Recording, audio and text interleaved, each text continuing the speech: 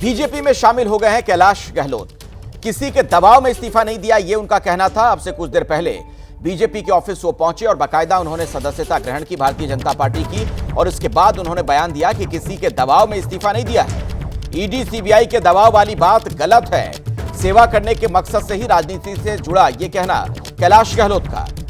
ये दिखा रहे हैं हम आपको तस्वीरें भी, जब उनका औपचारिक तौर पर पार्टी में स्वागत किया गया। बीजेपी के तमाम वरिष्ठ नेताओं को आप इन तस्वीरों में देख सकते हैं। मनोहर लाल खट्टर भी नजर आ रहे हैं।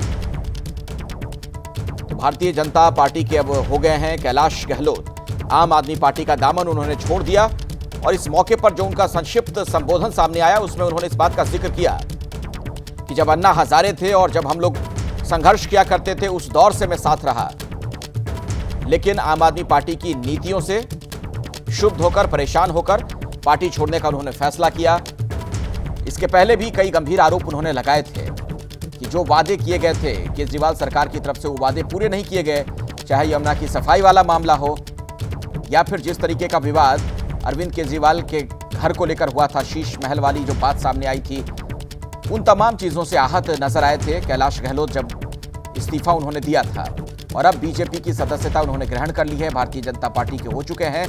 ये तस्वीरें उसी दौरान की हम आपको दिखा रहे हैं। इस मौके पर भी उन्होंने कई गंभीर आरोप आम आदमी पार्टी पर लगाए हैं, और पार्टी की लीडरशिप को लेकर भी उन्होंने कई बातें कही।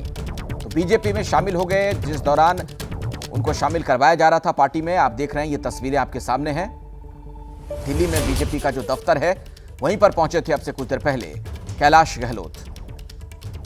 और ये देखिए, मनोहर लाल खट्टर के हाथ में वो आपने पर्ची देखी, जिसके जरिए उनकी सदस्यता बीजेपी की अब उन्हें मिल गई है।